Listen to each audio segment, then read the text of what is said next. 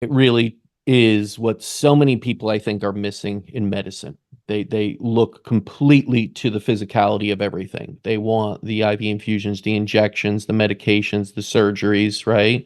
Because those Mm. are the things that we live in the visual world and see is that, we're cutting you open, we're giving you this, it's having this scientific and proven biochemical reaction with you.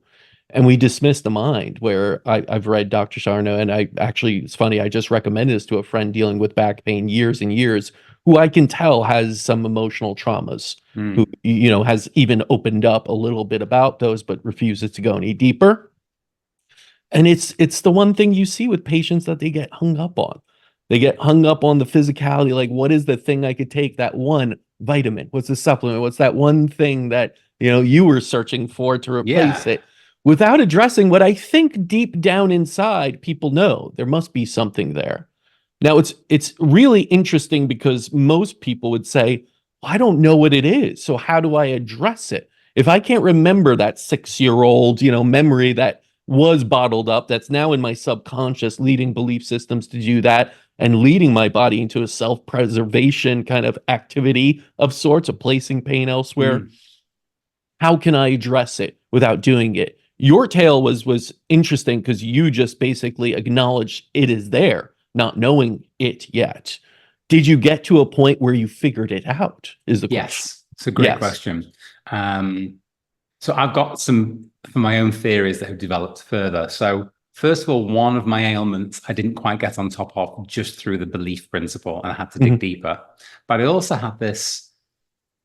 I was going to stop myself saying fear. No, I have this fear that Sarno didn't live for 200 years to research this for 150 years to see the long-term effect. And I thought, interesting. The data appears to be that something like 80% of patients that go through this enlightenment, just reading books, going to lectures, listening to podcasts, whatever it might be, have a breakthrough just through the idea of this thing without ever having to go into therapy and whatever else. And maybe 20% do need to go deeper. But I thought that what we don't know is, does it make all the obvious stuff go away? So great, my toes are fine and my ankle's fine. I'm breathing clearly every morning.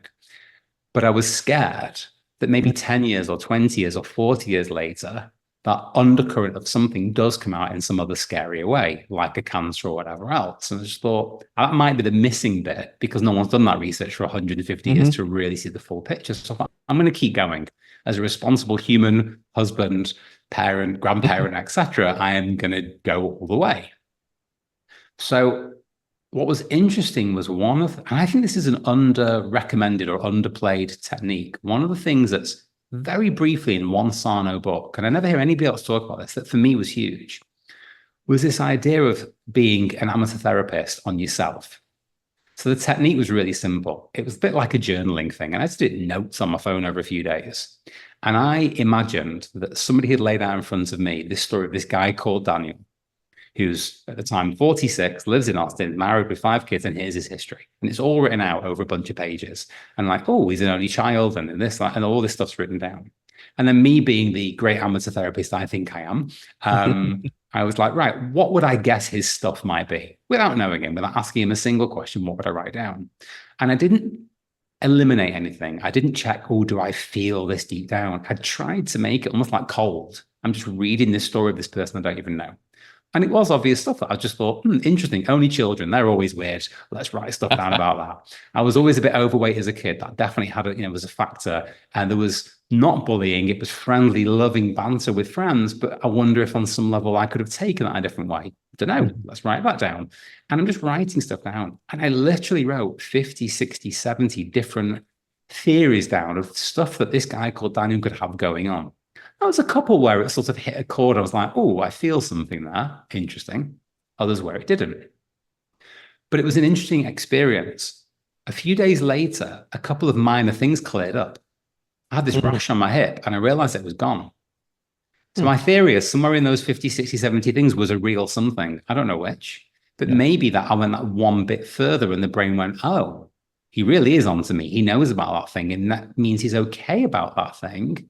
So I don't need to protect him anymore or distract him. No worries. The rash after 10 years disappears. Interesting. And another one was crazy. I'm out walking and this thought popped into my head.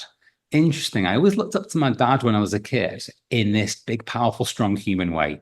Much taller than me, very broad, very tan, strong looking kind of guy. And I thought, but interestingly, he's been sick almost my entire life.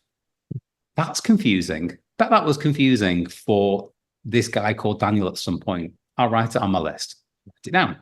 I happened to go into my gym at the end of that walk and I start lifting. And this particular exercise that I used to do where I could hit, I think my max was 7 reps on this particular weight. And I go do it and I lifted 12. That was weird. Switch size, did it again, 12 again. I'm like, wait, what's going on here? And then I go to do a particular type of bicep curl where my limit was 40 pounds. So I go and pick up the 45. I was like, no, I'm intrigued. Picked up the 55. It's like a 40% increase in weight. And I did the same number of reps I was doing a day earlier with 40. And it just suddenly hit me. I'd just written down this thing about my dad. I think my brain had me believing something about strength and weakness and being a weaker human, etc., was holding me back. I became physically stronger by about 40% in a moment. And my total training volume of what I would lift in total pounds over the course of a 35-minute workout within about 2 more weeks of that doubled. Now, I was just playing with a theory, but it was like it was enough to have a bit of a breakthrough. Now, obviously, beyond that, I'm a huge fan of therapy, and there's so many different therapeutic modalities as some have, they all have different pros and cons. I'm all for it. I absolutely am. And I then went and did a little bit more, did some digging, had a couple of great sessions with an NLP therapist. What else is going on down there in the unconscious? And a couple more things to play with there. Let's pull those out. Let's handle them. Let's look at them differently. Let's maybe reprogram how I see them now. And I feel that's just a healthy thing to do. And I'm still on that journey. I'm actually seeing somebody again tomorrow because I'm still uncovering a few bits and pieces. It just seems like a good thing to do. What I will tell you is my physical health is the peak it's ever been, as much as I can feel it and sense it and measure it. Every number one could measure through a blood test and whatever else seems to be the best it's ever been. And I'm the oldest I've ever been, obviously.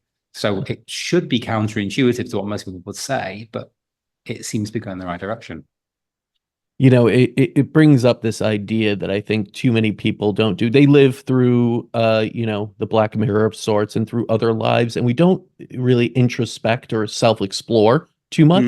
The idea that you're writing that down and writing your story almost as an outsider, because that's kind of what you need to do to get out of they say it's the hardest thing in the world. I remember when I first started getting into this and giving some talks, and it was like, I could talk about a lot of things I've observed, but they're like, talk about you. I was like, that's freaking hard.